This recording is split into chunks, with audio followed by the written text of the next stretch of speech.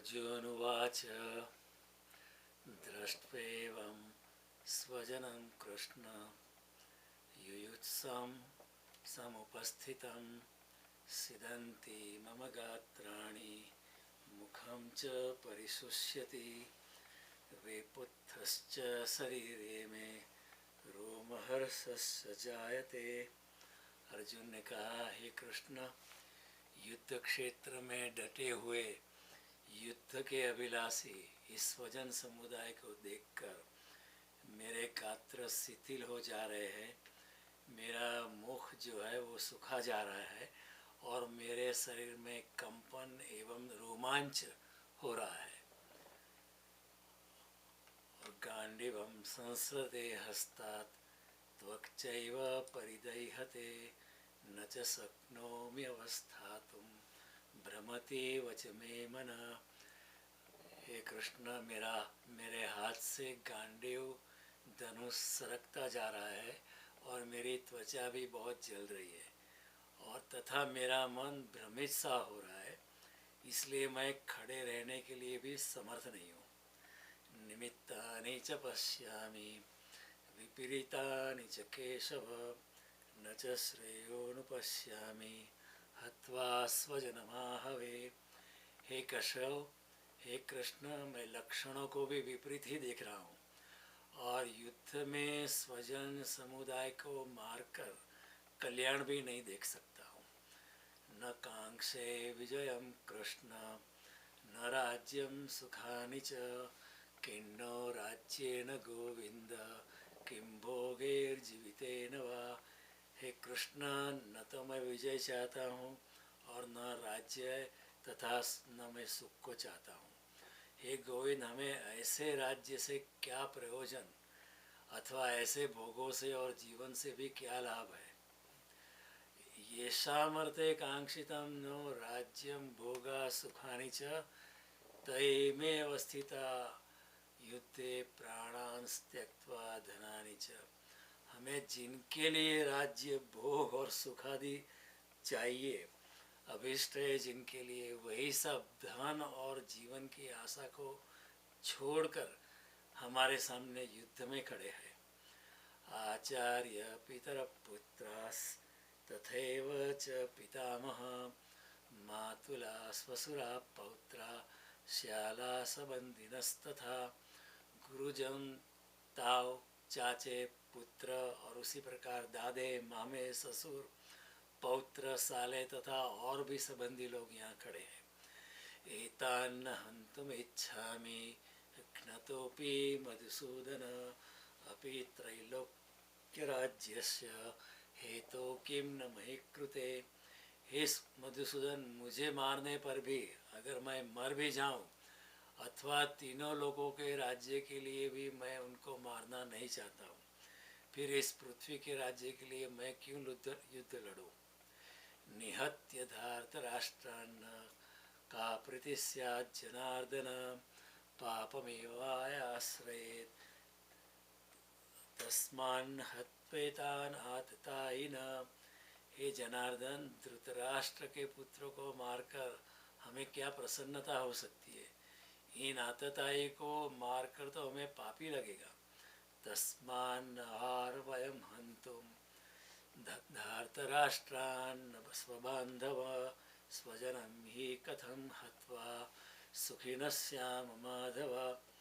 हे माधव, अपने ही बांधव धृतराष्ट्र के पुत्रों को मारने के लिए हम योग्य नहीं है, क्योंकि अपने ही सगे को मारकर, अपने ही संबंधियों को मारकर, अपने ही कुटुंब को मारकर हम कैसे सुखी हो सकते। यद्यपि एतेन पश्यन्ति लोभो उपहत चेतस कुलक्षय कृतं दोषं मित्रदोहे च पातकं कथं न ज्ञेयमस्माभिः पापादस्माभिः निवर्तितुं कुलक्षय कृतं दोषं प्रपश्यत्वेत् जनार्दन। यद्यपि लोभ से भ्रष्ट चित्त हुए ये कौरव जन कुल के नाश से उत्पन्न दोषों को और मित्रों के विरोध करने में पाप को नहीं देखते, तो भी हे जनार्दन, कुल के नाश से उत्पन्न दोषों को जानने वाले हम लोगों को इस पाप से हटने के लिए क्यों विचार नहीं करना चाहिए। कुलक्षये प्रणश्यन्ति कुलधर्मा सनातन, धर्मे नष्टे कुलम कृतस्तम अधर्मो अभिभवत्युत। कुल के नाश से सनातन कुल धर्म नष्ट हो जाते हैं। धर्म के नाश हो जाने पर संपूर्ण कुल में भी पाप बहुत फैल जाता है। अधर्मात् अभिभवात् कृष्ण प्रदुष्यन्ति कुलस्त्रिय, स्त्रीषु द्रष्टासु वार्ष्णेय जायते वर्णशंकर। हे कृष्ण, पाप के अधिक बढ़ जाने से कुल की स्त्रियों के दूषित हो जाने पर वर्ण संकर प्रजा उत्पन्न होती है। संकरो नरकायैव कुलज्ञानां कुलस्य च पतन्ति पितरो येषां लुप्तपिंडोदकक्रिया। वर्ण संकर कुल घातियों को और कुल को नरक में ले जाने के लिए ही होता है। लुप्त हुई पिंड और जल की क्रिया वाले अर्थात श्राद्ध और तर्पण से वंचित इनके पितृलोक भी अधोगति को प्राप्त हो जाएंगे। दोषे रते कुलज्ञानां वर्णसंकरकारके उत्स्यादन्ते जाति धर्मा कुलधर्माश्च शाश्वता। इन वर्ण संकर कारक दोषों से कुल घातियों के सनातन कुल धर्म और जाति धर्म नष्ट हो जाते। उत्सन्न कुल धर्माणां मनुष्याणां जनार्दन नरके नियतम वासो भवति अत्यशुश्रुम। हे जनार्दन, जिनका कुल धर्म नष्ट हो गया है ऐसे मनुष्य का अनिश्चित काल तक नरक में निवास होता है, ऐसा हम सुनते आए हैं। अतो महत् पापम कर्तुं व्यवसिता वयं यत् राज्य सुखलोभेन हन्तुं स्वजनमुद्यता। हाँ, ये शोक हम लोग बुद्धिमान होकर भी महान पाप करने के लिए तैयार हो गए। कितनी खेदजनक बात है। जो राज्य और सुख के लोभ से स्वजनों के लिए भी मारने के लिए उद्यत हो गए, ये बहुत दुर्भाग्य की बात है। यदि माम अप्रतिकारम अशस्त्रम शस्त्र प्राणय धार्तराष्ट्रारणे हंत्युम तस्मै क्षेमतरम भवेत्। यदि मुझ शस्त्र रहित एवं सामना न करने वाले शस्त्र हाथ में लिए धृतराष्ट्र के पुत्र रण में मुझे मार भी डाले तो वह मरना भी मेरे लिए अधिक कल्याणकारी ही होगा। संजय उवाच एवं उक्त्वा अर्जुन संख्ये रतोपस्थ उपाविशत् विसृज्य ससरं चापम शोक संविघ्न मानस। संजय बोले, इस प्रकार रणभूमि में शोक से उद्विग्न मन वाले अर्जुन इस प्रकार बोलकर बाण सहित धनुष्य को त्याग करके रथ के पिछले भाग में बैठ गया। तो ये पहले अध्याय की बात है। ये पहले अध्याय का आखिरी श्लोक है जिसमें अर्जुन को अपने ही स्वजन को देखकर विषाद की उत्पत्ति होती है और वो युद्ध में नहीं जाने के लिए बहुत कारण कृष्ण को देता है। He is doing some kind of reverse rationalization. पहली तो बात यह है, हम कल देख रहे थे कि अर्जुन के विषाद का मूलभूत कारण, बुनियादी कारण, अर्जुन जो विषाद से भर गया है, दुख से भर गया है, ग्लानि से भर गया है, उसका मूलभूत कारण यह है कि उसका अपने स्वजनों के प्रति ममत्व है, अटैचमेंट है। अगर स्वजन न होते तो ये बात वो सोचता भी नहीं, क्योंकि उसने बहुत युद्ध वैसे किए हैं भूतकाल में, उस वक्त उसको ऐसी कोई बात हुई नहीं थी। लेकिन अभी स्वजन साथ सामने खड़े हैं, अपने ही लोग साथ सामने खड़े, हालांकि अपने लोग भी दुश्मन जैसे थे, लेकिन फिर भी उसको लगता है ये अपने लोग आखिर अपने लोग हैं। तो ये ममत्व के कारण अर्जुन विषाद में चला गया है। ये आसक्ति के कारण, ये अटैचमेंट के कारण अर्जुन विषाद में चला गया है। हम देख रहे थे विषाद का आधार, दुख का आधार ममत्व होता है, दुख का आधार माया होती है, समग्र दुखों का कारण ममत्व होता है। मैंने कल कहा, ऐसो जतन बता जा रहे कबीर जी ने कहा कि प्रीत करो और दुख नहीं होगे। आप ममत्व करो और दुख होगा ही होगा। कृष्ण ने भी कहा यही संस्पर्शजा होगा दुख यो नयवते आदि अंतवंत कौन्तेय न तेषु रमते बुधा। जब भी आप इंद्रियों को भोग में जोड़ते तो दुख सुख और दुख उत्पन्न होते दिखाई पड़ते हैं, लेकिन उसका आदि होता है और अंत होता है, इसलिए उसमें दुख ही होगा। क्योंकि अभी जो सुख पैदा हुआ है वो चला जाएगा, और जब चला जाएगा तो आपको दुख ही पैदा होगा। तो सभी जगत में जो भी दुख होते हैं उसका कारण ममत्व होता है। अगर इंसान ममत्व से ऊपर उठ जाए तो इस जीवन में कोई दुख ही नहीं है, उसके लिए आनंद ही आनंद है। इसलिए कई ऐसे संत लोग उनके ऊपर बहुत बीती, फिर भी वो हमेशा हंसते रहे। हमेशा उनके चेहरे पर एक निर्दोष आनंद, जैसे कोई नवजात शिशु है वैसा आनंद उनके चेहरे पे हमें देखने मिला, क्योंकि वो लोग बिल्कुल अनासक्त भाव से जीते हैं। वो कहते हैं कि मैं कुछ भी लेके बिना आया था और कुछ भी लेके बिना जाना है, तो फिर इसमें क्यों इतनी चिंता लेने की, क्यों कोई ज़रूरत नहीं है।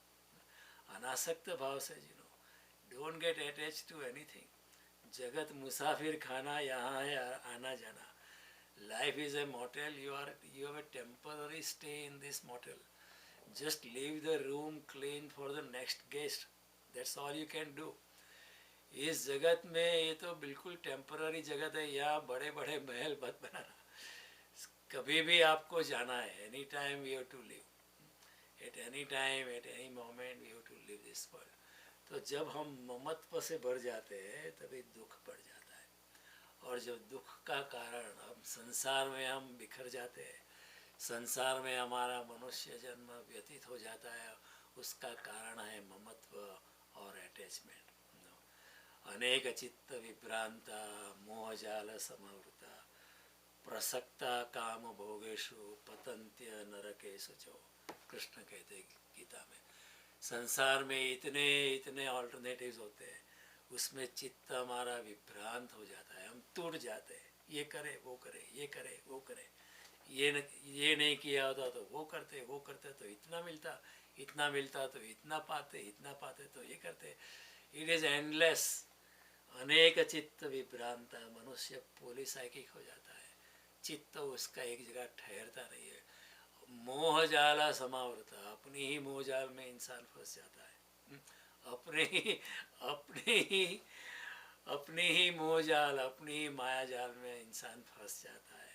मोह जाला समा प्रसक्ता काम भोगेशु, हमेशा काम भोग में आसक्ति में उसका चित्त उलझ जाता है। और फिर क्या होता है कि आत्मा और चेतना तो उच्च कक्षा की होती है, उसको हम खींच के नीचे संसार में पदार्थ में उलझ जाते हैं। पदार्थ की कक्षा आत्मा की कक्षा से बहुत नीचे स्तर पर है, लेकिन हम क्या करते हैं कि आत्मा को ऊपर से खींच के नीचे पदार्थ में जोड़ देते हैं, और हम कहते हैं यही जो सब कुछ जीवन है। तो फिर आत्मा की भी अधोगति हो जाती है।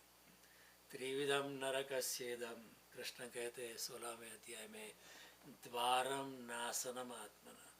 अपने आत्मा को अगर खड्डे में डालना है आपको, अगर आपको आत्मा की अधोगति करने के 3 द्वार है, काम क्रोध तथा लोभ, तस्माद एतत्त्रयम् त्यजेत्। अगर आप कामना में गिरोगे, लोभ में गिरोगे, आसक्ति में गिरोगे, राग में गिरोगे, तो आपकी जो चेतना जो उच्च कक्षा की है उसे आप अपने ही हाथों निम्नतर कक्षा में लाओगे।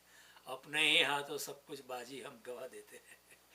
और फिर क्या होता है कि हमारा जो मनुष्य जन्म में हाथ से चला जाता है। तो कृष्ण का ये कहना है कि अर्जुन तू बड़ी बड़ी धार्मिक बातें करता है पंडितों जैसी बात करता है, लेकिन ये सब का आधार है तुम्हारा अटैचमेंट। तू कहता है मैं अहिंसा में जाना चाहता हूँ, लेकिन तू माया पे खड़ा है, तू ममत्व पे खड़ा है, और ममत्व हिंसा का आधार है। ममत्व जो है वो हिंसा का आधार है। रास्ते में अगर मैं जाता हूँ, कोई कुत्ता मेरे पीछे भौंकता चला है तो मैं उसको डंडा मार सकता हूँ, क्योंकि वो मेरा कुत्ता नहीं है। लेकिन अगर कोई मेरा ही कुत्ता मेरे पीछे आ जाए तो मुझे अगर वो थोड़ा काट भी दे तो भी मैं उसको डंडा नहीं मारूंगा, क्योंकि मेरा ममत्व है, क्योंकि वो उस कुत्ते पे मैं अहिंसक हो जाऊंगा क्योंकि वो मेरा है। लेकिन दूसरे कुत्ते को मारने में मुझे कोई कष्ट नहीं होता है। तो कृष्ण का यही कहना है कि तू ममत्व के आधार पर भागना चाहता है तो वास्तव में तू तो हिंसक ही है। ममत्व हिंसा में ले जाती है। जब तक तू निर्ममत्व नहीं की ऊंचाई पे नहीं पहुंचेगा, जब तक तू वितरागता में नहीं आएगा, जब तक तू अनासक्ति में नहीं आएगा, तब तक तू अहिंसा में जा नहीं सकता है। देखो, महावीर स्वामी ने अहिंसा की बहुत अच्छी व्याख्या की है, हम लोग समझ नहीं पाए, particularly after Mahatma Gandhi. I am not blaming Mahatma Gandhi, शायद हम महात्मा जी को समझे नहीं। महावीर स्वामी ने कहा प्रतिक्रमण जो है वो अहिंसा का आधार है। प्रतिक्रमण क्या है? इंद्रिया जो है हमारी हमेशा आक्रमण करती है पदार्थ पर। हमारी जो जो जो हमारी इंद्रिया है, भौतिक इंद्रिया, वो हमेशा इट इज़ और प्रोग्राम टू गो आउट। आँख हमारी देखेंगी बाहर, कान हमारा बाहर सुनेगा, जीभ हमारी बाहर जाएगी कुछ न कुछ अच्छा खाना है, कान को अच्छा से अच्छा सुनना है, हमारे जनन इंद्रियों को काम वासना में जाना है, क्योंकि इंद्रिया they are program to go go out. तो महावीर स्वामी कहते हैं ये तो आक्रमण है अगर आप किसी को बड़ी कामना से देखो तो ये भी एक आक्रमण है। किसी के ऊपर जोर जोर से टिक टिक के देखना, ये भी एक आक्रमण है, ये आँख का आक्रमण है। तो महावीर स्वामी ने कहा कि आप प्रतिक्रमण करो, अपनी इंद्रियों को अपने में ले जाओ, तभी अहिंसा होती है। जब तक प्रतिक्रमण नहीं है, इंद्रियों को आप अपने में नहीं ले जाते, तब तक आप अहिंसा में जा नहीं सकते हो। और अहिंसा का मतलब ये नहीं कि किसी को मारना नहीं है अर्जुन को यहाँ कृष्ण करते युद्ध में जा, फिर भी छठे अध्याय में अर्जुन को भगवान अहिंसा समझाते हैं कि अहिंसा क्या है, लेकिन फिर भी कहते हैं हिंसा में तो युद्ध में जा। लेकिन वो कहते हैं कि अगर यस्य नाहं कृतं भावो बुद्धिर यस्य न लिप्यते हत्वापि स इमाम लोकान् नायम हन्ति न हन्यते।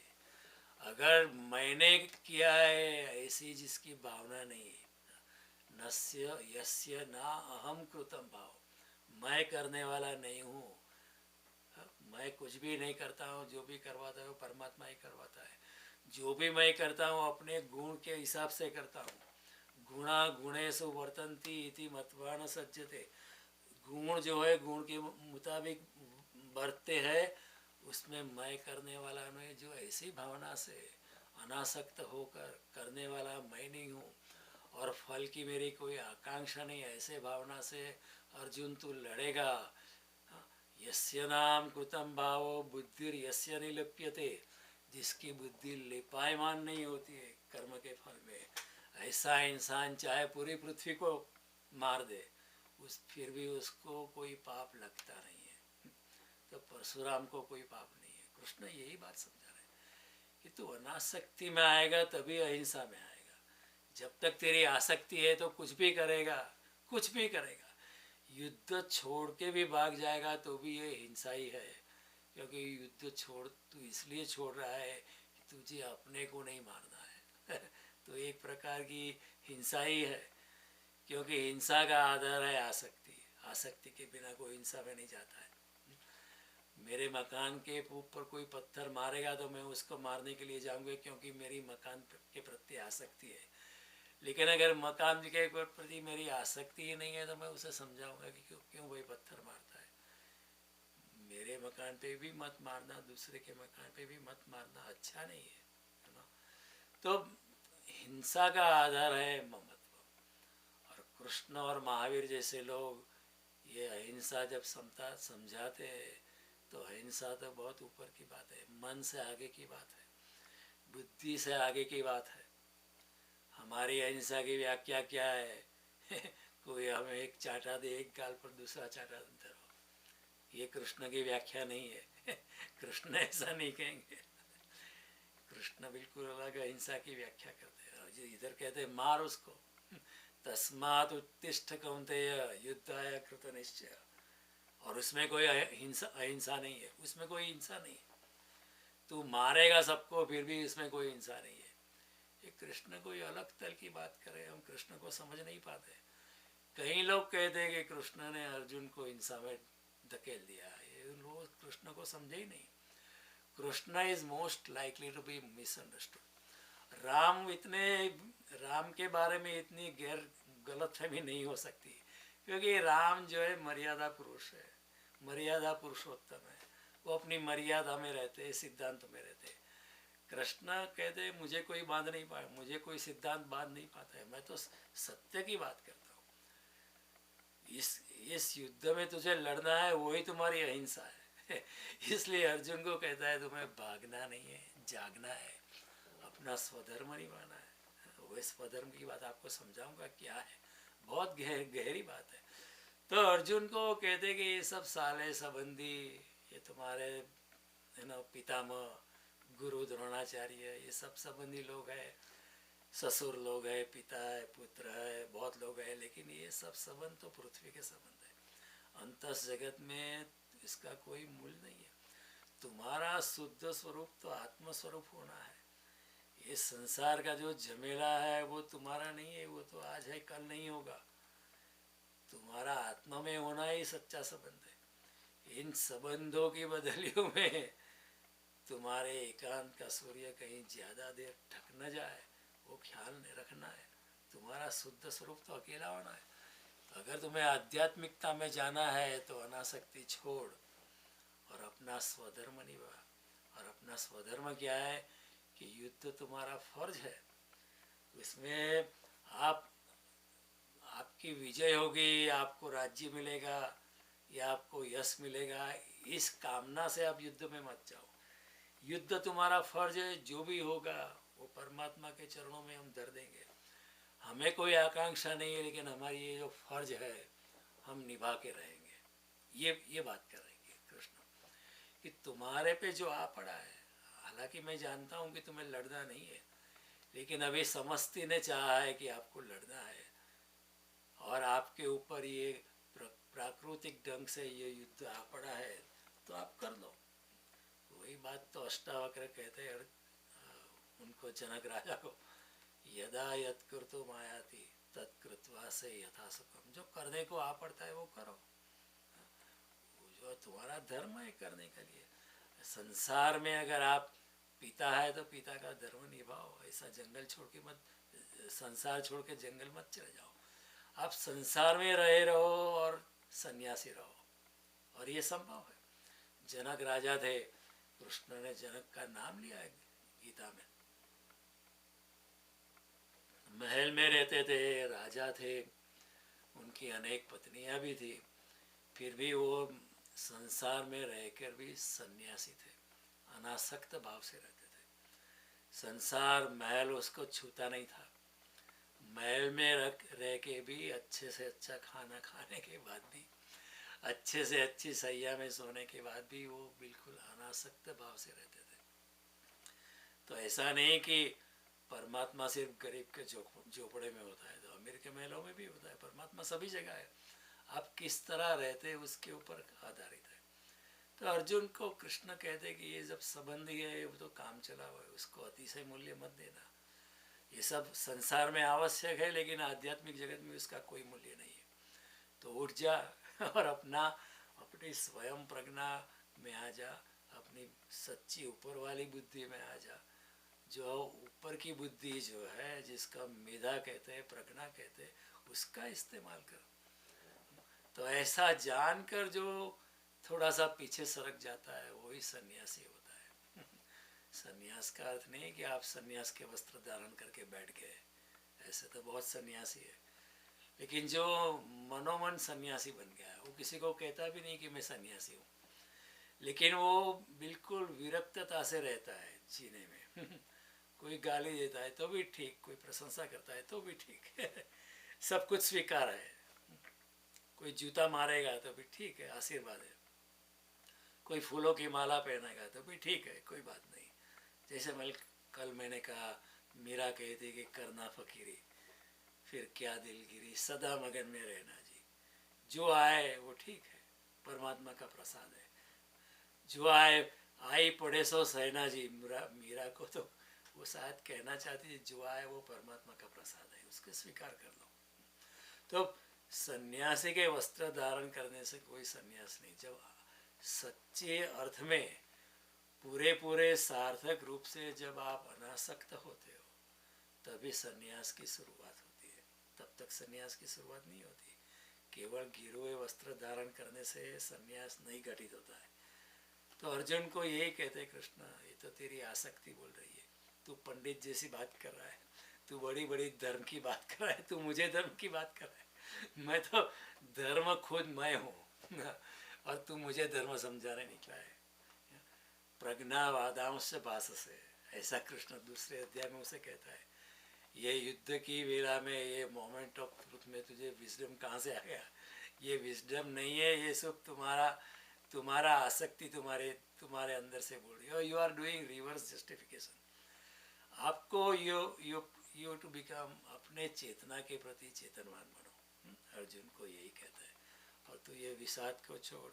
और अर्जुन का विषाद जो है वो उसका प्रामाणिक विषाद है, क्योंकि अच्छा इंसान है। ऐसा विषाद दुर्योधन को नहीं होता है, न ऐसा विषाद भीष्म को होता है, न ऐसा विषाद कृपाचार्य या द्रोणाचार्य को होता है, न ऐसा विषाद युधिष्ठिर को होता है, क्योंकि अर्जुन प्रामाणिक है। वो अगर चाहे वो नास्तिक हो, लेकिन फिर भी वो उसमें आस्तिक होने की संभावना बहुत जोर से छिपी है। जो प्रामाणिक नास्तिक होता है वही सच्चा आस्तिक बन सकता है। हमारी आस्तिकता को ऊपर से खोखली होती है। माँ बाप ने कहा, शिक्षक ने कहा, कोई गुरु ने कहा, सभी लोग आस्तिक है, तो हम भी अपने आप को आस्तिक कहते हैं।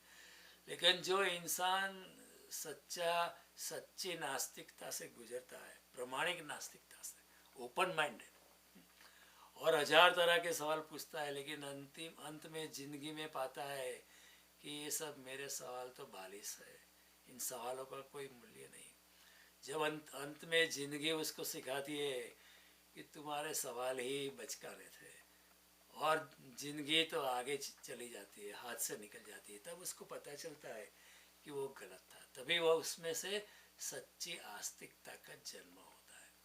तभी वो कहता है कि I reached the dead world. अभी उसके आगे जाना, सवाल पूछ के, आशंका कर करके, कुशंका कर करके, संदेह कर करके मैं कहाँ पहुँचा हूँ। लोग संदेह करते हैं, पीपल डाउट कि ये सच है या गलत है, लेकिन कभी हमने अपने संदेह पे ही संदेह किया कि whether my doubt is right, maybe my doubt is wrong. Nobody doubts those who are asking too many questions. They never doubt their own questions. they never doubt their own doubt. लेकिन जो प्रामाणिक इंसान होता है, एक दिन जिंदगी में अपने सवाल पे भी सवाल खड़ा करता है कि क्या मेरा सवाल सार्थक था, ये सवाल ही गलत था, शायद सवाल इज मिसडिरेक्टिंग था, मेरा my question itself was in A wrong direction. जब ऐसी प्रतीति होती है तब इंसान थोड़ा विनम्र बनता है, विवेक बुद्धि में चला जाता है, और विवेक बुद्धि में जाने के बाद उसके ऊपर श्रद्धा का आविर्भाव होता है। और जब श्रद्धा का बीज रहस्यों की भूमि में गिरता है तो वो आगे जाके परमात्मा में शरणागति उसकी बनती है। तो प्रामाणिक रहना। ऊपर से लोग आस्तिक कहते हैं, शंकराचार्य ने कहा कुरुते गंगा सागर गमनम व्रत परिपालनम अथवा दानम, लेकिन ज्ञान विहीन सर्वमतेन मुक्तिर्न भजति जन्म सतेन।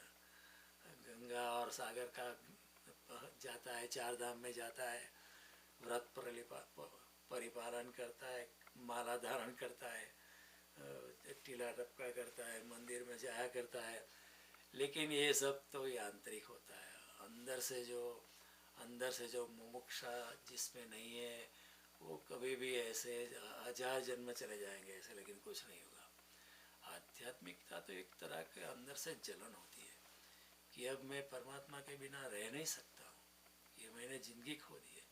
अंदर से इतनी आग उठी है कि वो इंसान ऐसा ऐसा इंसान अपने आप को जला देता है और उसमें से a new you is born, एक नए व्यक्ति का जन्म होता है। और जब जो नए व्यक्ति का जन्म होता है उसको द्विज कहते हैं, उसको हम स्वच्छा ब्राह्मण कहते हैं। तो ऐसे तो प्रामाणिकता से अगर कोई विषाद से गुजरता है, मनोमंथन से गुजरता है, तो ऐसे ही हालत में क्या होता है, प्रामाणिकता से वो जो ममत्व के पीछे जो हिंसा छुपी है उसको देख पाता है विषाद के पीछे ममत्व को देखता है, ममत्व के पीछे अहंकार को देखता है, अहंकार के पीछे अज्ञान को देखता है, अज्ञान के पीछे हिंसा छुपी है उसको देख पाता है। तो कृष्ण उसको परमार्थ की ओर ले जाते हैं कि देख ले अर्जुन, ये तेरा ममत्व जो है अहंकार पर है। कृष्ण उसके ऊपर प्यार से चोट करेंगे, फिर कृष्ण उसको आत्म परिवर्तन में लाएंगे। तो फिर आखिर में अर्जुन कहता है कि नष्ट हो आपकी कृपा से, स्मृति लब्ध्वा, मेरा सच्चा स्वरूप तो आत्म स्वरूप है। ये अर्जुन तो मेरे शरीर का नाम है, मैं अर्जुन नहीं हूँ हमारा सबका नाम ऊपर ऊपर है, जयदेव जाने, लेकिन मेरा आत्मा कोई जयदेव जाने नहीं है। तो ये शरीर का लेवल है, मेरा आत्मस्वरूप तो कुछ और है। तो ऐसी अवस्था में स्मृति लब्ध्वा होती है। तव प्रसादात मैं अच्युत स्थितोस्मि, अब मैं स्थित प्रज्ञता में आ गया हूँ, अब मैं डिगा हुआ नहीं हूँ जो अर्जुन कहता है नहीं कि मेरी त्वचा भी जल रही है, मेरा मुख सूख गया है, तो अर्जुन अंत में कहता है नहीं अभी मैं ठीक हूँ स्थितोस्मि गत संदेह, सब मेरे सवाल, सब मेरे डाउट्स चले गए। अब क्या है, डाउट्स चले जाते तो परमात्मा तेरी शरणागति करिष्ये वचनम तव, आप जो कहेंगे वो मैं कहूँगा। तो अर्जुन का विषाद जो है उसको आनंद में लेके जाने वाला है, क्योंकि वहाँ कृष्ण सामने खड़े। अर्जुन का सद्भाग्य है, कई बार विषाद होता है लेकिन उनके जीवन में अगर कोई अध्यात्म की बात न आए, इस जमाने में लोग बहुत दुखी है क्योंकि उनके चेतना में धर्म नहीं है। देखो बहुत विषाद होता है, लोग साइकोलॉजिस्ट के पास जाते हैं, ये मनोवैज्ञानिक उसका विश्लेषण करता है, मनोवैज्ञानिक भी उसको ये तरीका वो तरीका, ये सब सांसारिक तरीके होते हैं। लेकिन जब बहुत दुख होता है तो आप प्रेम से, भक्ति से, बड़ी पवित्रता से आप रामायण को पढ़ो, गीता को पढ़ो, श्रीमद् भागवत को पढ़ो, कोई हमारा शास्त्र उपनिषद को पढ़ो, प्रेम से, भक्ति से, आपका विषाद चला जाएगा, आपका विषाद बिल्कुल। इसलिए रामचरित को जब तुलसीदास ने रामायण लिखा तो उसको कहा रामचरित मानस, ये आपके मनोवैज्ञानिक दुख की दवा है रामायण, रामचरित मानस। गीता भी एक तरह का मनोवैज्ञानिक है, अध्यात्म तो है, लेकिन for people like us who are just beginning to go into अध्यात्म, हम जो नए नए निशाली है, नवा निशालिया છે ને, नए नए हम जो विद्यार्थी है, उसके लिए गीता एक मनोविज्ञान है और वो मनोवैज्ञानिक हमें बहुत फायदा कर सकता है। पहले तो वो मनोविज्ञान हमें शांत कर देगा, प्रेम से भर देगा, भक्ति से भर देगा, श्रद्धा से भर देगा, और उसके बाद जब हम श्रद्धा से भर जाएंगे, शरणागति से भर जाएंगे, तब हमारी आध्यात्मिक यात्रा की शुरुआत होगी। तो गीता जो है हमें ऊपर उठाती है, पहले हमें हमारे दुखों से मुक्त करती है। जैसे अर्जुन का दुख था तो भगवान ने उसे दुखों से मुक्त किया और फिर अर्जुन आध्यात्मिकता की ओर चलने लगा, उसकी और उसकी गति जो है संक्रामक हो गई। उसी तरह गीता हमें भी बहुत उपयोगी हो सकती है, क्योंकि गीता एक तरह का मनोविज्ञान है, बहुत उच्च कक्षा का मनोविज्ञान है। जो बातें सिगमंड फ्रॉयड या एडलर या पियागेट, बड़े बड़े मनोवैज्ञानिक नहीं बता पाए, उससे भी कहीं आगे की बातें कृष्ण ने बताई है गीता में। हमारी दृष्टि चाहिए समझने के लिए। Instead of writing off Krishna, try to understand him. बहुत कुछ कृष्ण कहे। तो आस्तिकता भी दो तरह की होती है, जो ऊपर ऊपर से आस्तिक होते हैं, आस्तिक कहलवाते हैं, और कई लोग होते हैं वो सच्चे आस्तिकता रहे। कई लोगों ने आस्तिकता ओढ़ ली है, पहन लिए, उनकी आस्तिकता उदारथिक है। कलेक्टिव पीयर प्रेशर भी होता है कि आस्तिक बन जाओ, लेकिन जो इंसान नास्तिकता की अग्नि से गुजरता है, परितप्त होकर गुजरता है, उसकी आस्तिकता निखर के बाहर आती है, वो आत्म परिवर्तन से जाता है, वो आडंबर से मुक्त हो जाता है, वो सीधा साधा सरल हो जाता है। मैंने कई अटलांटा में, मैंने कल बताया कि अटलांटा में मैंने कई पंडित देखे, ऊपर ऊपर से आस्तिक है लेकिन उसमें कोई आस्तिकता नहीं है। अच्छा मंत्रोच्चार करते हैं, ये करते हैं, वो करते हैं, पूजा पाठ करवाते हैं, लेकिन आस्तिक है ऐसा कहना जरूरी नहीं है। तो ये सब ऐसा, ये बातें समझने जैसी है। गीता हमें ये सिखाते। एकनाथ इतना आस्तिक था, इतना सरल था। उस जमाने के ब्राह्मण जो अपने आप को आस्तिक कहते थे, एकनाथ को समझ नहीं पाए। एकनाथ चमार नाम का एक चमार था चू चूनिया नाम का, या पता नहीं, वो चूना ऐसा कुछ नाम था। उसने एकनाथ को अपने घर पे घर के लिए भोजन को बुलाया। एकनाथ ने कहा ठीक है मैं जाऊंगा। तो पूरा जो ब्राह्मण समुदाय था तो वो तो बहुत क्रोध से आग बबूला हो गया कि आप ब्राह्मण होके ये चमार के घर खाना खाएंगे, ये तो बहुत गलत बात है लेकिन एकनाथ फिर भी गए। तो ब्राह्मण लोगों ने क्या किया, एकनाथ को अपने जो न्यात होती है अपनी जो ब्राह्मणों की जमात होती है उससे बाहर निकाल दिया और एकनाथ से जबरदस्ती प्रायश्चित यज्ञ करवाया कि आपने ये पाप किया, आपको प्रायश्चित यज्ञ करना पड़ा।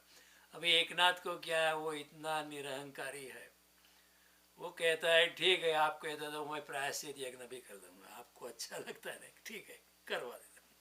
तो उसने प्रायश्चित यज्ञ, लेकिन एकनाथ सच्चा आस्तिक है। हालांकि उसने वो समकालीन जो व्यवस्था थी कि चमार के घर जाना नहीं चाहिए, चमार के साथ बोलना नहीं चाहिए, चमार के साथ हाथ नहीं मिलाना चाहिए, चमार के घर तो खाना खाने की बात ही नहीं उठती है, वो सभी नीति नियमों का उसने उल्लंघन किया। लेकिन मेरे ख्याल से सच्चा आस्तिक एकनाथ है, उस जमाने के ब्राह्मण नहीं थे। बुद्ध का भी विरोध किया था, ब्राह्मण भी विरोध करने वाले ये पंडित लोग ही होते, पादरी लोग ही होते, मुल्ला लोग भी होते, उच्च कक्षा के ब्राह्मण लोग, विद्वान लोग भी होते। जब आत्मज्ञानी इंसान पृथ्वी पर आता है उसका सबसे ज़्यादा विरोध करने वाले लोग तथाकथित आस्तिक लोग, तथाकथित ब्राह्मण लोग करते हैं, पादरी लोग करते हैं, पंडित लोग करते हैं। क्यों? क्योंकि आत्मज्ञानी इंसान जो है सत्य बोलता है और उसके सत्य बोलने से एस्टैब्लिशमेंट जो अभी तक ये लोग जमा सब कुछ अपना धंधा जमा के बैठे है वो डिगने लगता है, वो हिलने लगता है। इसलिए इन सभी लोगों को आत्मज्ञानी इंसान पर क्रोध आता है। इसलिए सभी आत्मज्ञानी को मनुष्यता सह नहीं पाती, उसके प्रति लोग पत्थर ही फेंकते। बुद्ध को लोगों ने पत्थर फेंका, बुद्ध के ऊपर थूके। महावीर को कितनी परेशानी की, एकनाथ को भी बहुत परेशान किया, मीरा को जहर दिया, सोक्रेटिस को जहर दिया, ओशो को भी जहर दिया अमेरिका में, क्योंकि they could not accept him. He was so fiery. Starting from Pope to the President of America, they were all shaken up. So ultimately they gave him a slow-acting radioactive poison. Within 6 months or so he passed away. क्योंकि ये हमेशा होता रहता है। आत्मज्ञानी इंसान जब आता है वो धर्म की व्याख्या फिर से करता है। जब बुद्ध आए तो बुद्ध ने वेद की ही बात की, लेकिन वेदों की बात जो वेद ब्राह्मणों ने सड़ा दिए थे, ब्राह्मणों के कारण जो ये सब पाखंड हो गया था, बुद्ध ने पूरा पाखंड मिटा दिया और जो बातें थी सीधी सादी सरल भाषा में कह दी। उन्होंने वेदों की भाषा कही, लेकिन ब्राह्मण उससे बहुत उखड़े हुए थे ब्राह्मणों ने बहुत परेशान किया कृष्ण को, बुद्ध को। तो यही बात होता है। फिर जब शंकराचार्य आए तो बुद्धिज्म भी सड़ गया था, तो शंकराचार्य ने भी शंकराचार्य को बुद्ध के प्रति कोई वैर भावना नहीं थी। एक आत्मज्ञानी इंसान दूसरे आत्मज्ञानी से कैसे वैर भावना रखेगा? शंकराचार्य ने आके अपनी बात कही, वो वेदों की ही बात थी। तो उन्होंने हिंदू धर्म जो बिगड़ चुका था, गटर में चला गया था, नाली में चला गया था, उसको फिर से उठाया, फिर से उसको स्वच्छ किया और शंकराचार्य ने अपनी दृष्टि दी जो वेद की दृष्टि थी। तो हर जमाने में कोई आत्मज्ञानी इंसान आके जो बिगड़ जाता है धर्म में, जो कुछ विशुद्धियाँ चली जाती है, वो उसको शुद्ध कर देता है। कृष्ण ने भी ये किया, एकनाथ ने भी किया। ये सब कहने का तात्पर्य है कि आस्तिकता और नास्तिकता, आस्तिकता ऊपर ऊपर से होती है, हो सकती है, सब ऐसे नहीं होते।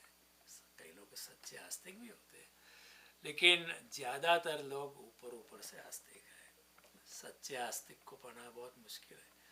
विवेकानंद वॉज कॉलिंग हिमसेल्फ नास्तिक, लेकिन विवेकानंद जैसा आस्तिक कोई नहीं। Vivekananda used to call him नास्तिक। मैं कोई ईश्वर में मानता नहीं हूँ। वो पूछते थे, देवेंद्रनाथ टैगोर जो रविंद्रनाथ के दादा थे, उसको जाके पूछा था ईश्वर है, इसका मतलब क्या है। विवेकानंद को डाउट था कि ईश्वर है या नहीं है। रामकृष्ण के पास गए तब भी पूछा ईश्वर है, आपने देखा है। इसका मतलब क्या कि विवेकानंद नास्तिक थे। लेकिन रामकृष्ण के संपर्क में आने के बाद सारी बातें, सारी बाजी पलट गई। ऐसा होता है। संत तो पारस मणि होता है, आपको बदल डालता है। तो विवेकानंद जो नास्तिक था, रामकृष्ण के एक स्पर्श में, रामकृष्ण ने कहा कि विवेकानंद ने पूछा कि ईश्वर है, आपने देखा है। तो रामकृष्ण ने ऐसा कोई आर्ग्यूमेंट नहीं किया कि ईश्वर है। इतने आर्ग्यूमेंट है, 50 आर्ग्यूमेंट देता हूँ, नहीं। रामकृष्ण ने कहा तुम्हें देखना है। तुम्हें उसका अनुभव करना है। और विवेकानंद कुछ कहे उससे पहले तो रामकृष्ण ने उसकी छाती पे पाँव रख दिया। देखो ये कैसा शिष्टाचार है। कोई आपको मिलने है, उसकी छाती पे आप पाँव रख देते हो। लेकिन जो आध्यात्मिकता में मशगूल है, जिसका चित्त ईश्वर में लगा हुआ है, वो ये सब शिष्टाचार की परवाह नहीं करते। ये शिष्टाचार तो हमारे मनुष्यों के नीति नियम है। जो आध्यात्मिकता में जो है, जो ऊपर उठा हुआ है, उसको ये सब नीति नियम लागू नहीं पड़ते। उसने पाँव रख दिया, और जैसे ही पाँव रख दिया तो विवेकानंद के पूरे शरीर में कोई दिव्य ऊर्जा का संचार हो गया। और उसी वक्त से विवेकानंद को कुछ और अनुभव होने लगे रामकृष्ण की उपस्थिति में। और विवेकानंद जो पूर्णतया नास्तिक थे, वो पूर्णतया आस्तिक हो गए। तो जब तक नास्तिकता की अग्नि से कोई गुजरता नहीं है, नास्तिकता की संताप से, पीड़ा से कोई गुजरता नहीं है, तब तक सच्ची आस्तिकता उद्भवित नहीं होती है।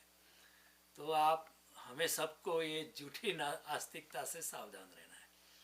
हम अपने आप को देखो, मैं गीता पढ़ता हूँ, गीता पे बोलता हूँ, भाषण करता हूँ, मैं इतने बजे उठता हूँ, मंदिर जाता हूँ, व्रत नियम करता हूँ, इसलिए मैं आस्तिक हूँ। ये आस्तिकता इतनी सस्ती नहीं है, अपने अंदर से मनोमंथन से आती है। तो अर्जुन को जो विषाद है, तो अर्जुन का विषाद जो है उसको सच्ची आस्तिकता में लेके जाएगा, अर्जुन का विषाद। और अर्जुन जो है आखिर अपने ही सच्ची आस्तिकता में कृष्ण की कृपा से वो प्रवेश करेगा। तो युधिष्ठिर तो आस्तिक है, सभी नियमों का पालन करते हैं, लेकिन जुआ भी खेल सकते हैं, शिकार पे जा सकते हैं, पत्नी को दाव पर लगा सकते हैं, कि खुद की स्त्री के वस्त्र छीने जा रहे हैं, लेकिन वो फिर भी मौन धारण कर सकते हैं। एक कौन सी आस्तिकता है। कृष्ण कहेंगे अगर वो तलवार लेके खड़ा होना चाहिए। आपकी पत्नी का किसी की भी स्त्री की अगर वस्त्र छीने जा रहे हैं, आप अगर बहादुर पुरुष है, आप अगर एक सच्चे अर्थ में धार्मिक इंसान है, तो आपको शस्त्र उठाकर वो स्त्री का बचाव करना चाहिए। ये सच्चा धर्म है, ये सच्ची अहिंसा है। आप कहेंगे कि क्या बात करते हो, आप किसी को मारने की बात कर रहे हो? नहीं। कृष्ण कहते देखते नहीं हो क्या हो रहा है, come up, get up and start fighting. ये कैसे चलेगा। तो कृष्ण की जो अहिंसा है वो दूसरे ढंग की है। लोगों को ऐसा लगता है कि कृष्ण ही है जो युद्ध में धकेले, ऐसा नहीं है। कृष्ण की अहिंसा की व्याख्या बिल्कुल अलग है। ऐसे अहिंसा से कुछ चलता नहीं है। अहिंसा जो हमको सिखाई गई है, इट इज़ टोटली मिसडिरेक्टेड, अगर आपके घर में कोई आपके माँ बाप का इंसल्ट करता है और आप जानते हैं वो गलत बात है, तो फिर वो आपके माँ बाप के ऊपर आके वार करता है, एक चांटा मार देता है आपकी माँ को, तो आप क्या करेंगे? आप कहेंगे मैं तो अहिंसक हूँ, मैं आपको नहीं मानूंगा। नहीं, कृष्ण कहे उठ, मार उसको। काट दे उसका गला, कोई बात नहीं। तुम्हारी माँ पे हाथ लगाता है वो भी गलत ढंग से, अगर माँ का कोई गुनाह हो वो समझ में आता है, हो सकता है, लेकिन बेगुनाह है आपकी माँ, अच्छी है, आप जानते हो, और आपकी माँ का इंसल्ट करता है, तो फिर आप खड़ा उठ जा, युद्ध कर। और ये युद्ध करने में ही सच्ची अहिंसा है। तो कृष्ण की अहिंसा को समझना मुश्किल है, लेकिन समझने का प्रयास करना चाहिए। ओके, तो ये सब बातें हमें समझनी है। अर्जुन का विषाद जो है वो बड़ा अच्छी बात है कि अर्जुन विषाद विषाद में गया है। आस्तिक इंसान जो है कानून या नीति नियमों से नहीं चलता है, वो अपने अंतरात्मा में जो बात उठती है उसके हिसाब से चलता है, वो आस्तिक इंसान है। कानून तो कुछ भी कह सकता है, नीति नियम कुछ भी कह सकते हैं, लेकिन उसकी वो आस्तिक इंसान परवाह नहीं, अपने आपका अंतरात्मा क्या कहता है। तो धर्मराज युधिष्ठिर धर्मराज है, लेकिन अर्जुन चाहे नास्तिक भी हो तो फिर अर्जुन जितनी आस्तिकता युधिष्ठिर में नहीं, इसलिए कृष्ण ने अर्जुन को चुना है गीता के लिए। इसलिए कृष्ण ने भीष्म को नहीं चुना है, हालांकि भीष्म बहुत जानने वाले थे। कृष्ण ने द्रोणाचार्य को नहीं चुना है, हालांकि द्रोणाचार्य भी बहुत जानने वाले थे। कृष्ण ने कृपाचार्य को नहीं, उस युद्ध के मैदान में बहुत ज्ञानी लोग थे, बहुत धर्म को पसंद करने वाले लोग थे, लेकिन कृष्ण ने सिर्फ अर्जुन को चुना जो इतना धार्मिक नहीं था ऊपर ऊपर से, लेकिन कृष्ण जानते ये प्रामाणिक इंसान है, सीधा है, सरल है, और जितनी सीधी और सरलता सादगी हमारे में है उतना परमात्मा हमारे नजदीक आता है। ऐसा मुझे कहने दो कि इस जगत में सीधे और सरल लोगों ने तो सत्य को कभी पा भी लिया, कुशल और चालाक लोग नहीं जान पाते। कुशल और चालाक लोग अपनी ही कुशलता से मारे जाते हैं। अब your own smartness becomes own enemy. यहाँ स्मार्टनेस का कोई उपयोग नहीं है, यहाँ सरलता का, पवित्रता का, शरणागति का मूल्य है, तुम्हारी बुद्धि का मूल्य नहीं है। तो ये बातें समझ रही है। अर्जुन जो है धीरे धीरे सच्ची आस्तिकता में आएगा और वो समझेगा कि विषाद का मूल कारण तो ममत्व है, अटैचमेंट है। ममत्व ही हिंसा का आधार है, और कृष्ण जानते हैं कि वो ममत्व में गया इसलिए हिंसा में ही जा रहा है, तो कृष्ण उसे रोकते हैं कि भागना नहीं है, यहाँ ही डटे रहना है, युद्ध करना है, युद्ध करने में ही सच्ची अहिंसा है। तो कृष्ण को समझने के लिए हमें पारमार्थिक दृष्टि चाहिए, संसार से ऊपर उठी हुई बुद्धि चाहिए। जब तक हम पारमार्थिक दृष्टि में नहीं जाते कृष्ण को समझना बहुत मुश्किल है। कृष्ण तो एक नए तल की बात करते हैं, कोई ऊपर के लेवल की बात करते हैं, और हम इधर उधर उसको संसार में इधर मक्खी मारते हैं और हम उसी की बातों से कृष्ण की तुलना करते हैं। ऐसा नहीं चलेगा। कृष्ण को समझने के लिए शरणागति चाहिए, प्रेम चाहिए, भक्ति चाहिए, तभी वो बुद्धि आती है, तभी वो मेधा अपने आप आती है, तभी वो प्रज्ञा जो है, स्वयं प्रज्ञा जो है अपने आप आती है। उससे बिना आर्ग्यूमेंट से कुछ होता नहीं है। ये करो argument, this way that way. Philosophers, what do philosophers do? They keep on arguing, they keep on, okay, because of this, because of that. They are within the boundaries of cause and effect. कार्य कारण की श्रृंखला में रह जाते हैं, लेकिन जो सच्चा भक्त है, जो सच्चा योगी है, तपस्वी है, वो कार्य कारण की श्रृंखला से पार चला जाता है, तर्क से पार चला जाता है, लॉजिक से पार चला जाता है। Philosophers remain within the boundaries of logic. वो तर्क लड़ाए रहते हैं, लेकिन तर्क लड़ाते लड़ाते भगवान के पास नहीं जा सकते। इसलिए तो शंकराचार्य ने कहा भज गोविंद मूढ़मते। तो ये सब बातें हमें ये विषाद योग से हमें समझनी जैसी है, और सब ममत्व से ही हिंसा होती है। जो भी युद्ध होते हैं पृथ्वी पर वो सब ममत्व से ही होती है। तो अर्जुन बार बार ममत्व यानी अटैचमेंट की बात करते, वो गहरे में वो हिंसा का ही आधार है, और कृष्ण उसे युद्ध में प्रोत्साहित करके भी उसको अहिंसा में ले जाने वाले। अर्जुन अर्जुन जो है हिंसा से भागकर हिंसा में ही जा रहा है, क्योंकि आखिर वो ममत्व को प्रस्थापित कर रहा है। कृष्ण जो है अनासक्ति से अर्जुन को युद्ध में जोड़ते हुए भी अहिंसा में ले जाएंगे।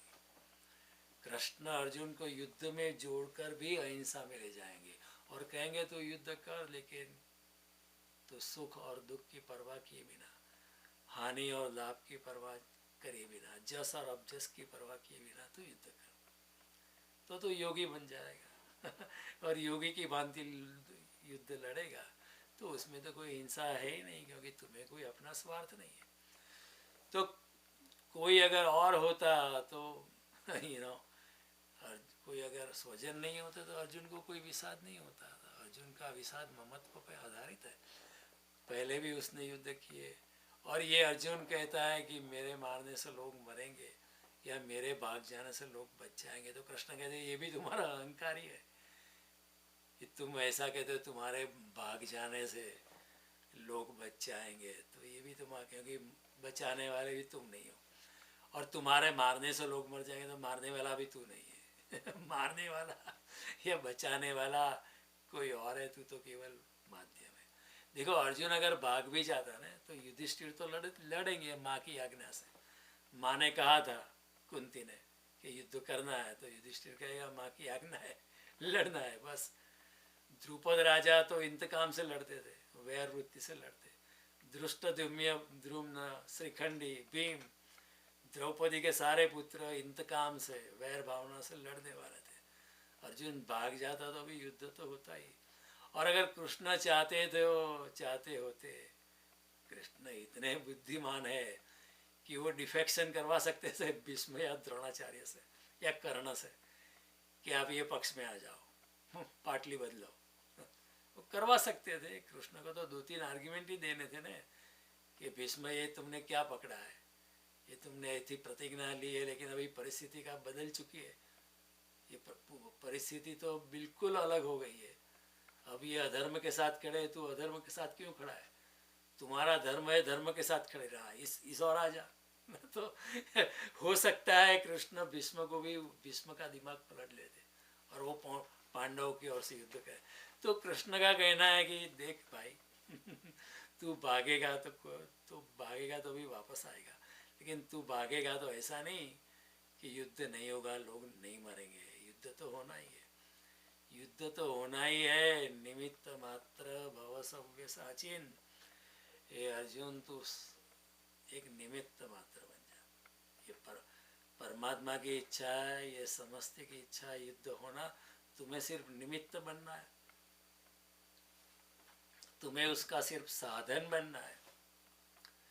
मय्ये वै निहिता पूर्वमेव निमित्त मात्र भव सव्य साचिन, मैंने मार ही दिए पहले से तुमको सिर्फ माध्यम ऊपर से कहलवाना है कि आपने मारे और कुछ नहीं तो ये बात है। और फिर भगवान का दूसरा आर्ग्यूमेंट है कि तुम्हारा जो स्वभाव जो है, तुम्हारी जो साइकोलॉजिकल टाइप है वो क्षत्रिय की है। आप भाग जाओगे तो आपको मजा नहीं आएगा। आपका क्षत्रियता की शान, क्षत्रियता की और आगे बढ़कर, और जो भी उसमें से निपजता है वो परमात्मा के चरणों में रखकर आपकी क्षत्रियता की शान है, और उसमें ही आपकी आध्यात्मिक उन्नति है। इसलिए हमारे पुराने जमाने में जो वर्ण व्यवस्था थी उसका वैज्ञानिक आधार था। हालांकि वो वर्ण व्यवस्था को साधन बनाकर कई लोगों ने कई लोगों का शोषण किया, वो सरासर गलत था। फिर ब्राह्मणों ने कहा हम ऊपर वाले हैं, आप बाकी लोग शूद्र है, तो शूद्र का बहुत शोषण हुआ। The whole system was totally misused, क्योंकि जो सिस्टम को इम्प्लीमेंट करने वाले लोग थे वो भी खुद ही सिस्टम को नहीं समझे थे। कृष्ण ने जो वर्ण व्यवस्था की बात की है उसका वैज्ञानिक आधार है। उनका कहना इतना कि बी वॉट यू आर, आपकी जो साइकोलॉजिकल टाइप है आप ऐसे बने रहो। अगर आपको किसी की सेवा में रस है, कई लोग ऐसे होते हैं उनको सेवा में ही रस होता है, उसको दूसरे की सेवा करने में बहुत आनंद आता है, और जब आनंद का आविर्भाव होता है तब उसको ऐसा लगता है कि मैं परमात्मा के नज़दीक पहुंच गया। लोगों की सेवा करने में उसको ऐसा होता है कि मैंने परमात्मा की सेवा की है। और ऐसी अगर कोई सेवा करता है तो वो परमात्मा के समीप बहुत जल्दी पहुंच जाता है। तो भगवान कहते हैं आपको सेवा धर्म करना है तो अच्छा है, सेवा धर्म करो, तो फिर आप दूसरी बात मत करो। अगर आप क्षत्रिय है, आपका जन्म क्षत्रिय का, आपके खून खून में क्षत्रियता है, आपके खून के कतरे कतरे में आपका रॉयल ब्लड है, क्षत्रियता है, लोगों को अच्छे बुरे लोगों से बचाने को आप अच्छा मानते हो तो आप ये करो। राजा का भी धर्म होता है प्रजा का रक्षण करना। अगर आप प्रजा का रक्षण करते हो सच्चे भाव से तो उस वो ऐसे ऐसे कर्तव्य कर करके निष्काम भावना से करके आप परमात्मा को पा सकते हो। तो आप सेवा धर्म से भी परमात्मा को पा सकते हो, क्षत्रियता से भी परमात्मा को पा सकते हो। यदि आपका स्वभाव अध्यात्म वाला है, ब्राह्मण जैसा है, शास्त्रों के अध्ययन का जैसा है, पवित्रता में है, परमात्मा की भक्ति में शरणागत, तो आप ब्राह्मण स्वभाव के, तो फिर आप ब्राह्मण बन के रहो, उसमें आपको आनंद आएगा। और जितना आनंद आएगा उतना आपको अपने अंदर आनंद का प्रादुर्भाव जितना होता है उतना आप परमात्मा के समीप ज़्यादा अनुभव करोगे।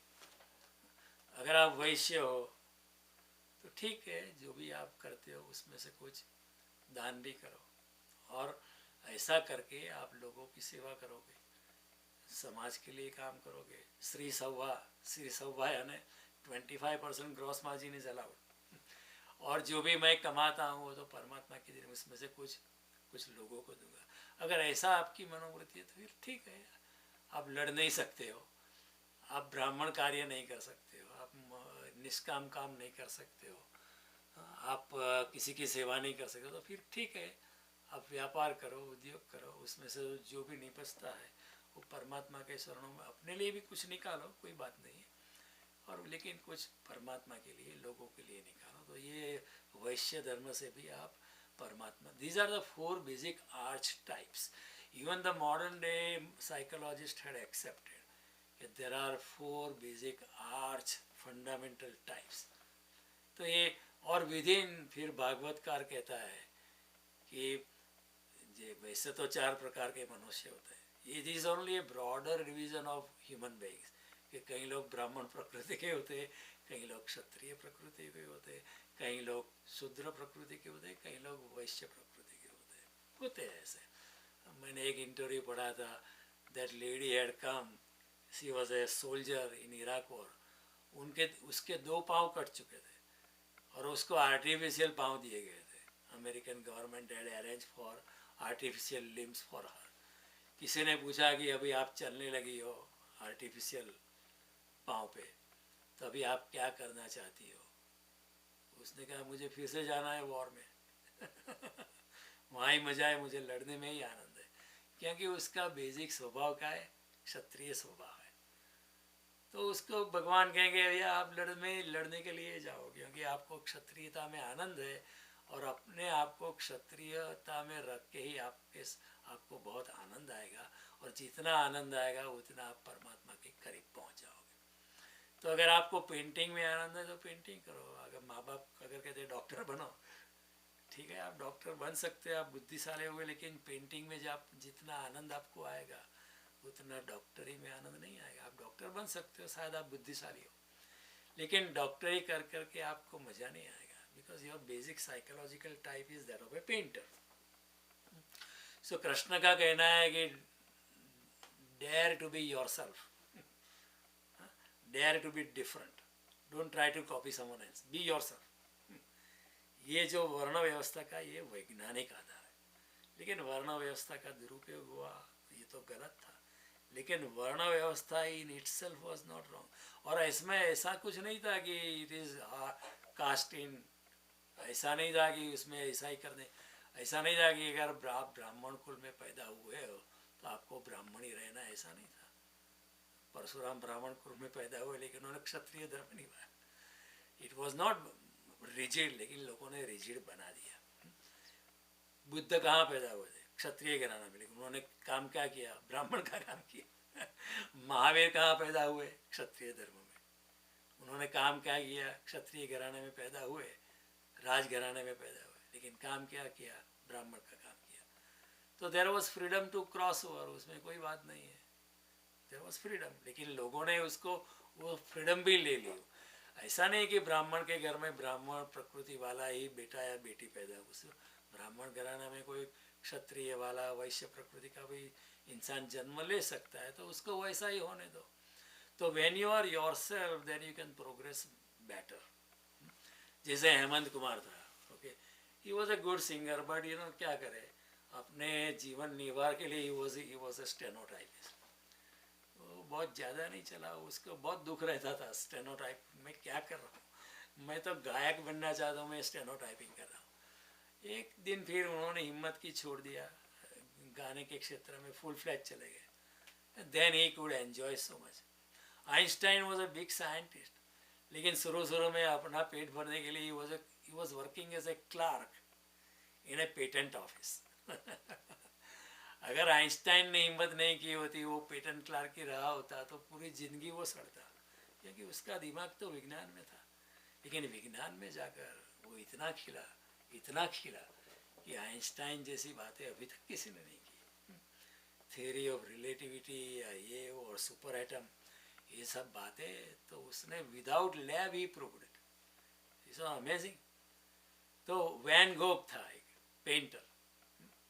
मैं ये अर्जुन को भगवान क्यों कहते हैं कि तुम अपना स्वधर्म निभाओ, इसकी बात में Van Gogh was a painter. वो इतना गरीब था, लेकिन उस जमाने में उसका पेंटिंग को किसी को कुछ पता नहीं चलता कि अच्छा पेंटिंग है। आज उसके पेंटिंग के मिलियंस ऑफ डॉलर देने के लिए लोग तैयार है, लेकिन उस जमाने में वो क्या था, वो अपना पेंटिंग जो किसी को बताता था, वो देख के गया, वो अच्छा है, ऊपर ऊपर से कहते थे, बाद में कहते इसमें क्या अच्छा है, कुछ नहीं है, क्योंकि उनकी दृष्टि नहीं थी। लोग उसको दे आई वैन गो कई बार मुफ्त में अपना पेंटिंग देता है किसी को, तो उसको अच्छा लगे, इसलिए वो लोग क्या करते थे, अपने ड्राइंग रूम में लगा देते। जैसे ही वो चला गया, वो पेंटिंग निकाल के अपने बेसमेंट में डाल देते थे। ये कौन सा बकवास है। लेकिन वहाँ वो इतना गरीब था, लेकिन फिर भी उसको पेंटिंग में बहुत आनंद मिलता था। वो पेंटिंग, उसका भाई जो था उसके ऊपर दया करता था कि मेरे भाई के पास जो पेंटिंग ही करता रहता है, उसके पास कुछ पैसा ही नहीं है, तो उसका बड़ा भाई था, उसको कुछ पैसा देता था कि इसमें से तुम खाना पीना कपड़े लेना।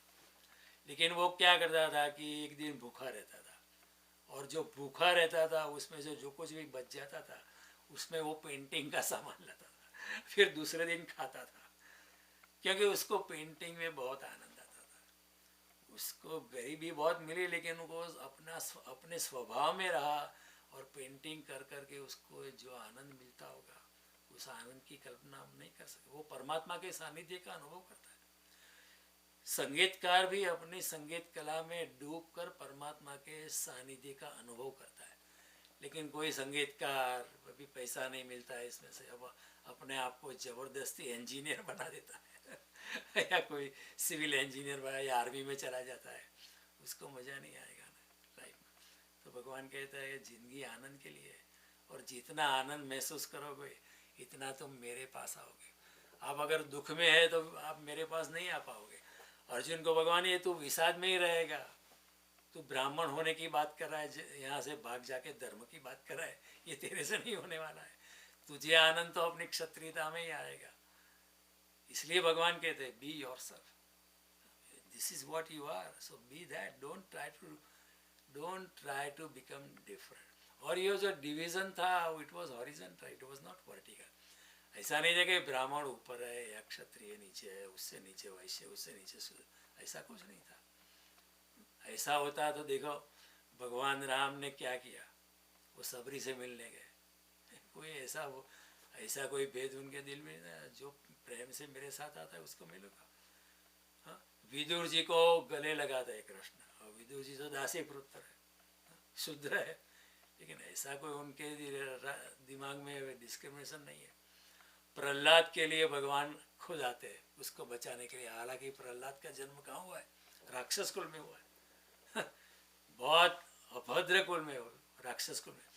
भगवान विभीषण को गले लगाते हैं, विभीषण के बाल पे तिलक करते, राज तिलक करते, उनको कोई ऐसा डिस्क्रिमिनेशन नहीं है। विभीषण राक्षस कुल में पैदा हुआ, विभीषण हनुमान जी से सवाल भी पूछता है कि मेरा स्वीकार करेंगे भगवान, मैं तो राक्षस कुल में जन्मा हुआ।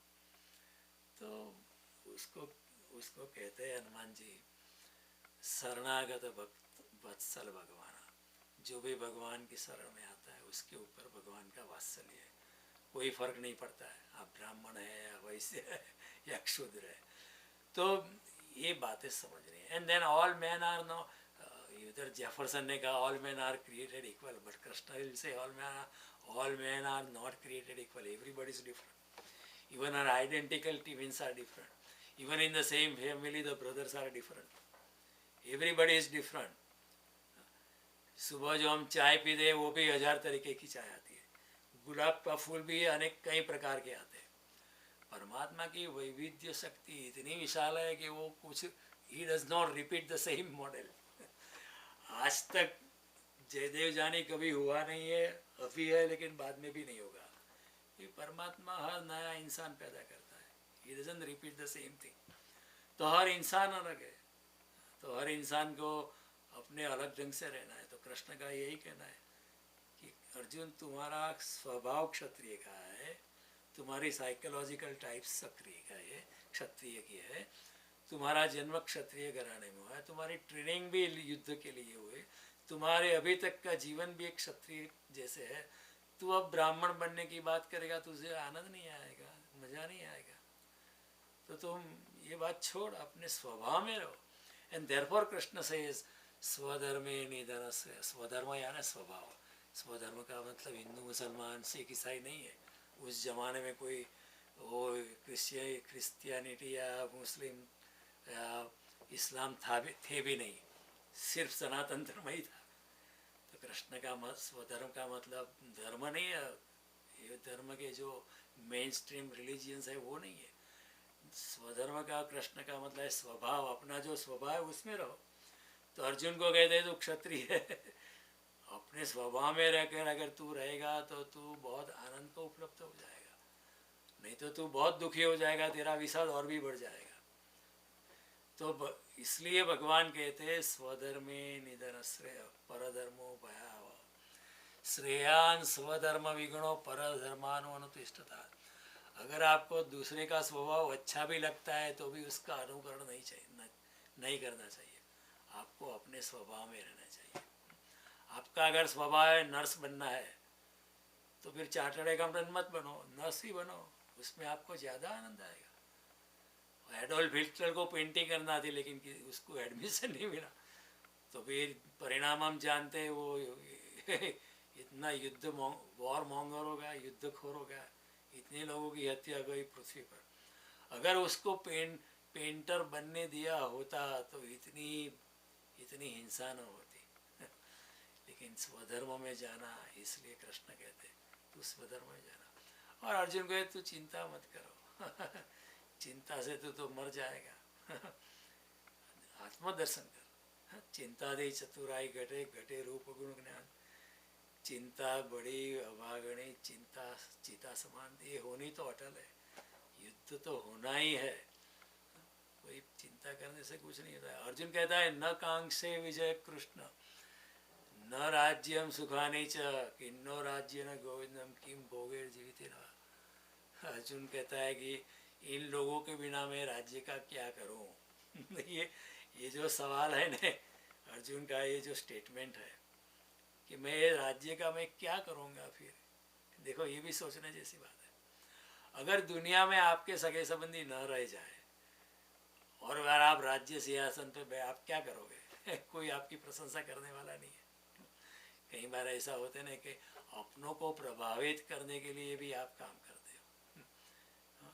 फैमिली में आप कहते देखो दादा, दूसरा कोई सीए नहीं हो पाया, पूरे फैमिली में मैं हो गया, तो दादाजी विल बी इम्प्रेस्ड लेकिन कोई देखने वाला ही नहीं है तो फिर क्या।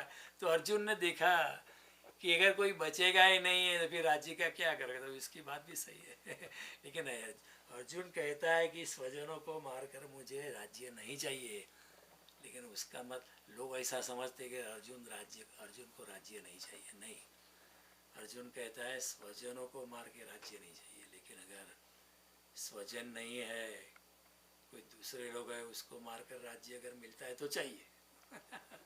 कई बार हम सरासर झूठ बोलते हैं, लेकिन हम झूठ बोल रहे हैं, हमें उसका पता भी नहीं चल रहा है। कई बार कोई कोई बार बीवी कहती है नहीं, मुझे इतनी गुस्से में आ जाती है, इतनी बिगड़ जाती है, वो कहती है मुझे ये नेकलेस नहीं चाहिए, दे दो तुम्हारी माँ को, दे दो तुम्हारी बहन को, दे दो तुम्हारी गर्लफ्रेंड को, दे दो, मुझे नहीं चाहिए। फिर कोई आके उसको मना लेता है, वो फिर वो स्वीकार कर देती है। उसका मतलब था है कि वैसे तो नहीं चाहिए लेकिन फिर भी चाहिए।